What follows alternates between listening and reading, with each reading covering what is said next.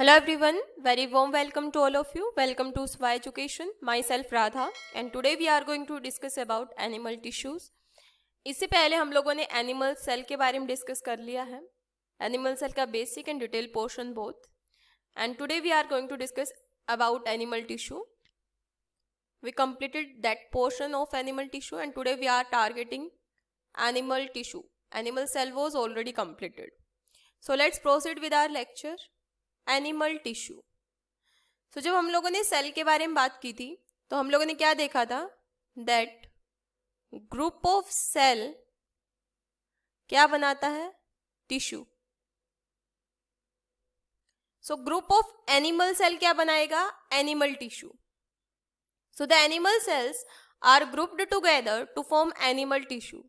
These tissue vary in their structure, function and origin. Animal tissue are divided into कौन कौन से होंगे, epithelial, connective, muscular and nervous tissue. Types of animal tissue कौन कौन से होंगे, epithelial tissue. Epithelial tissue form the protective covering and inner lining of the body and organ. For example ये stomach है. सो एपिथेलियल टिश्यू क्या करता है, inner lining बनाता है. अभी इनर लाइनिंग सिंगल लेयर की भी हो सकती है, मल्टीपल लेयर की भी हो सकती है, जो कि प्रोटेक्शन में हेल्प करेगी. And these tissues were the first to evolve during the evolution and were first form during embryonic development. जब एम्ब्रियोनिक डेवलपमेंट होता है सो जाइगोट से 2 सेल स्टेज, 2 सेल स्टेज से 4 सेल स्टेज, 4 सेल स्टेज से 8 cell and then 16 cell, जिसको हम लोग morula stage बोलते हैं. Then blastula stage. ये एम्ब्रियोनिक डेवलपमेंट इस तरीके से होता है.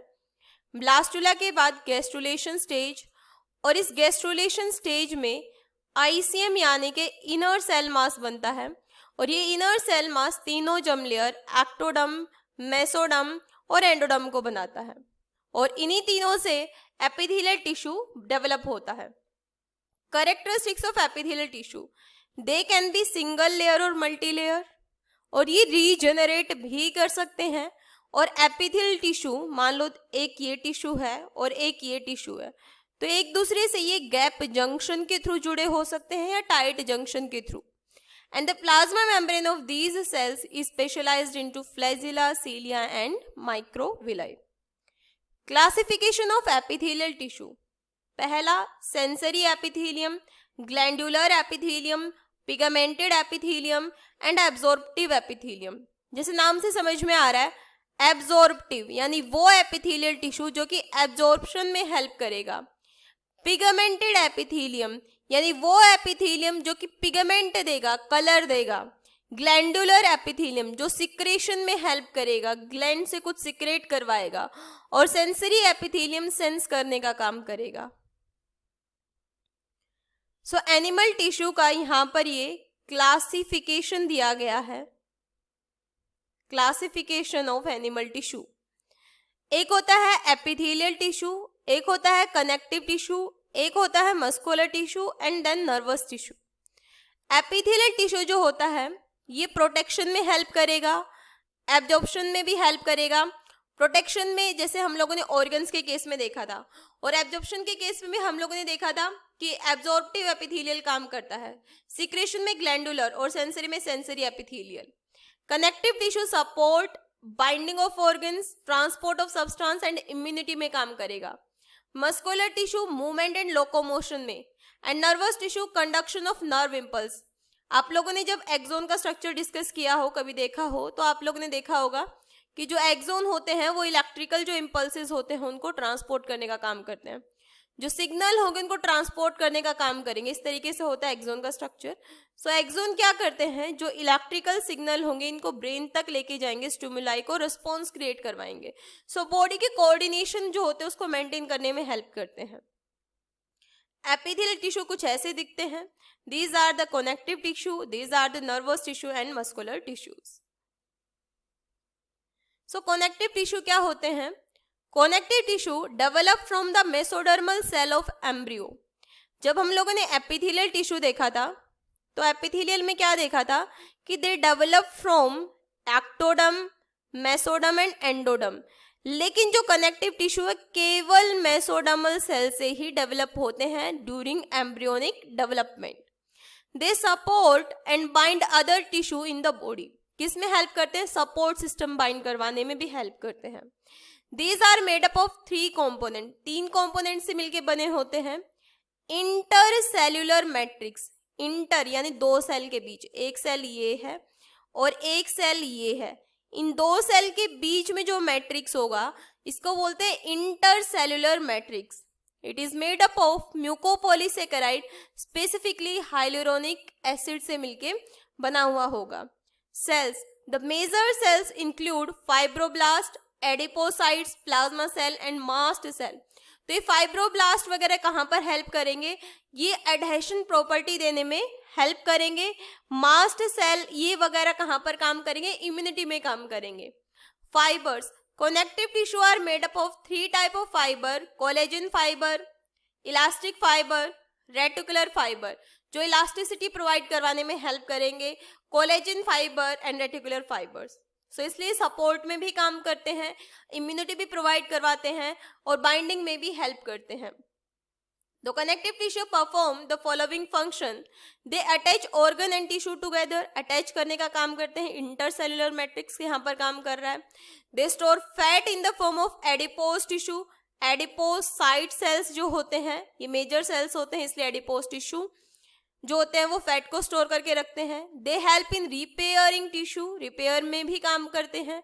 दे prevent the organ from mechanical shock and the organs also help in defence mechanism, क्योंकि इम्यूनिटी सिस्टम प्रोवाइड करवाते हैं।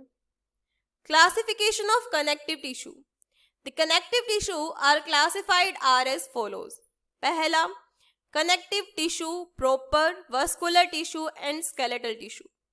So connective tissue provides support and protection to the body. ये क्या करता है? सपोर्ट और प्रोटेक्शन प्रोवाइड करवाता है। Protection terms means immunity and support provide करवाता है, जैसे कि फाइब्रोनेक्टिन वगैरह जो होते हैं ये एडहेशन में काम करवाएंगे। Vascular tissue, transport of material in the body. जो वेस्कुलर टिश्यू होते हैं, जैसे अगर मैं प्लांट में भी बात करूँ तो जब हम प्लांट में बात करते हैं तो हम लोग जाइलम और फ्लोएम के बारे में बात करते हैं, तो वो क्या काम करते हैं? वो भी ट्रांसपोर्टेशन में हेल्प करते हैं। In the same way vascular tissue in animal also help in the transport of material in the body. Skeletal tissue, skeletal यानी कि जो स्केलेटल्स होंगे उनको शेप या साइज देंगे, so it support the body and gives it proper shape and form. Next one is muscular tissue. The muscular tissue develop from the mesoderm of the embryo. ये भी embryonic development में mesoderm से develop होता है। Muscular tissue and connective tissue, एक बात समझ में आ गई हमको कि दोनों ही mesodermal origin के होते हैं। It is classified into 3 type. 3 type के होते हैं muscular tissue. Cardiac, समझ में आ गया हम लोगों की heart related होगा, smooth muscle and skeletal muscle. Muscular tissue perform the following function. Following functions कौन कौन से? It help in movement and locomotion, movement और लोकोमोशन में हेल्प करेगा। It support the body and other structures and it is responsible for peristalsis and parturition में भी ये help करेगा, for example smooth muscles. Classification of muscular tissue, cardiac muscles, smooth muscles and skeletal muscles. तो cardiac यानी heart related, तो ये क्या करेंगी?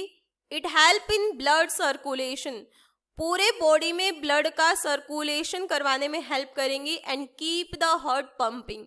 जो कार्डियक मसल्स होंगे ये हार्ट पंपिंग में हेल्प करेंगे। Smooth muscles, this help in peristalsis and other involuntary functions of the body. Smooth muscles कैसे काम करेंगे? पेरिस्टालिसिस में और इनवॉल्यूंट्री। इनवॉल्यूंट्री का मतलब होता है कि जब हम लोग के ना चाहते हुए भी जब कोई फंक्शन परफॉर्म हो जाए, तो smooth muscles is not in the control of the human being, तो स्मूथ मसल्स इनवॉल्यूंट्री एक्शंस को परफॉर्म करते हैं। And skeletal muscles provide support, help in movement and maintain homeostasis. Homeostasis का मतलब बैलेंस को मेंटेन करने में हेल्प करेंगे। Next one is nervous tissue. Nervous tissues make up the peripheral and the central nervous tissue. दो तरीके का होता है, सेंट्रल नर्वस टिश्यू जिसके अंदर ब्रेन, स्पाइनल कॉर्ड इंक्लूड हो जाते हैं, and peripheral tissue. It develop from the ectoderm of the embryo. तो नर्वस टिश्यू का ओरिजिन क्या होता है? Ectodermal in origin. It possesses the ability to initiate and transmit the nerve impulse. ये जो नर्व इम्पल्स होते हैं उनको एक न्यूरॉन से दूसरे न्यूरॉन एंड इस तरीके से पूरे बॉडी से होते हुए ब्रेन तक पहुंचाने का काम करता है, ट्रांसमिशन में हेल्प करेगा। It's main component include neuron. There are structural and functional unit of nervous system is neuron. Comprise an axon, cell body and dendrites. Means इस तरीके का स्ट्रक्चर होता है इसका। ये हो जाते हैं डेंड्राइट्स,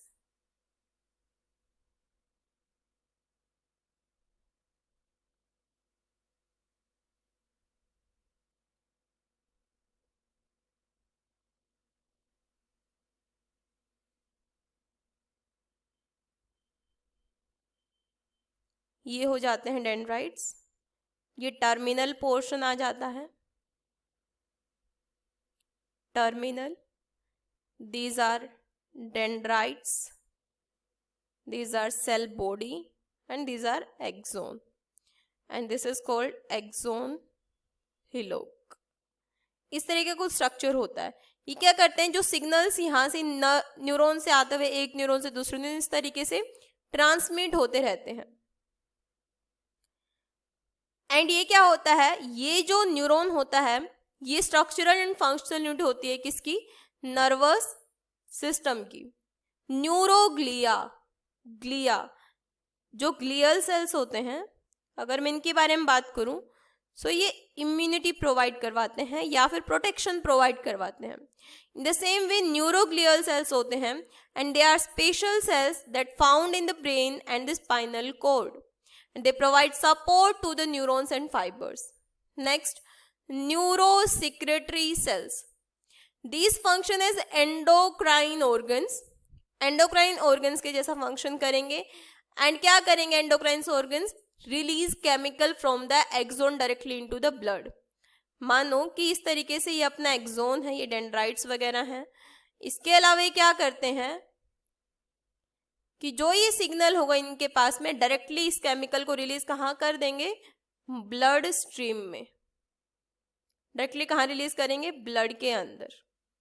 एक और चीज है, अगर मान लो कि मेरे को इलेक्ट्रिकल इम्पल्स जो है या फिर नर्व इम्पल्स है, इनका अगर मेरे को रेंज इंक्रीज करनी है ट्रांसपोर्टेशन की या फिर ट्रांसमिशन की, तो जो ये एक्सोन पोर्शन होगा यहाँ पर माइलिन शीट लगी होगी। सो माइलिन शीट जो है ये एज अ इंसुलेटर काम करेगी।